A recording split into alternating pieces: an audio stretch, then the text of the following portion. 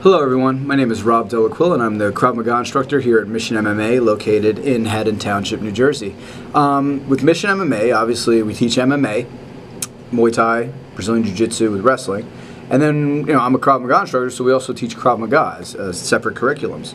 And I do often get asked the question, can one use Krav Maga in MMA? And how come you don't see Krav Maga used often in MMA, and no MMA fighters usually have backgrounds in Krav Maga? My answer to that is while some of the moves translate back and forth because the human body only works certain ways, so effective strikes are effective strikes no matter which style you're using. Krav Maga specifically addresses situations that you wouldn't encounter in MMA. Like multiple attackers, for instance, or a threat armed with a weapon, a knife, a gun, something like that. Great size disparity, MMA has weight classes, things like that. And the most important part is you know absolutely nothing about your attacker out on the street. Whereas in an MMA fight, you had time to prepare for that fight, you've trained, you camped. Sometimes, hopefully, you will know things about the person you're going to fight against. Maybe you've seen film of their previous fights and such.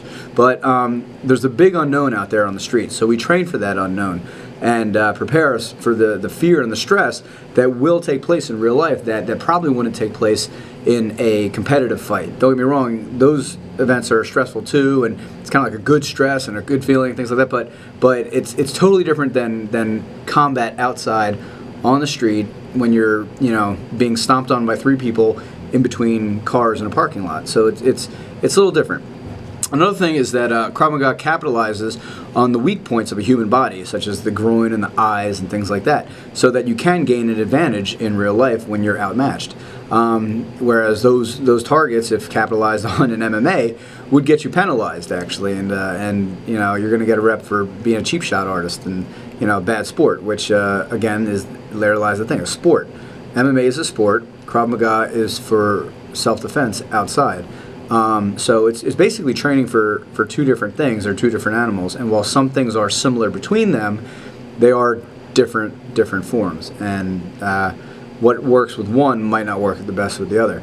Now, there are things in MMA which will help you outside on the street, but as soon as you add multiple attackers to the scenario, or change the location from an open area where there's no debris to maybe a stairwell or a dirty bathroom floor at a bar, a lot of those ground moves, a lot of the things that you're learning in MMA, they don't sound so well in the reality of real life violence. So Krav Maga hits on all those things. Another big thing too is between MMA and Krav Maga, anyone that's in a sanctioned fight has gone through blood exams and doctor's exams, so they know that when they're bleeding all over their opponent, they're not transmitting hepatitis or HIV or something like that.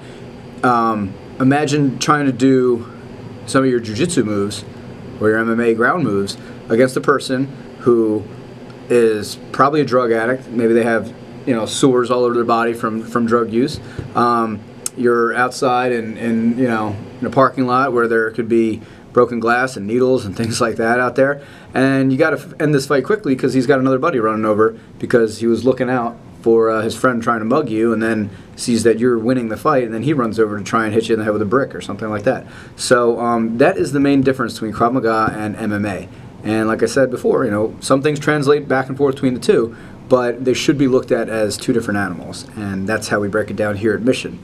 We have the advantage of being able to pull from a talent pool of MMA fighters to teach them Krav if they so choose, but the people that come in just for the Krav Maga are held to the standard of reality, and also held to the standard of the MMA guys who sometimes will sit and watch class 2 and be like, well, that's some crazy shit you guys are doing, and not looking at us being like, oh, that would never work, I would just double leg takedown, or oh, that wouldn't work, I'd just drill you with a roundhouse kick or something like that. So it's interesting to have both styles here, and it's fun, and we kind of get to keep each other honest. All right. So again, Rob Delaquila from Mission MMA Krav Maga, telling you to train hard, stay safe, and thanks for watching.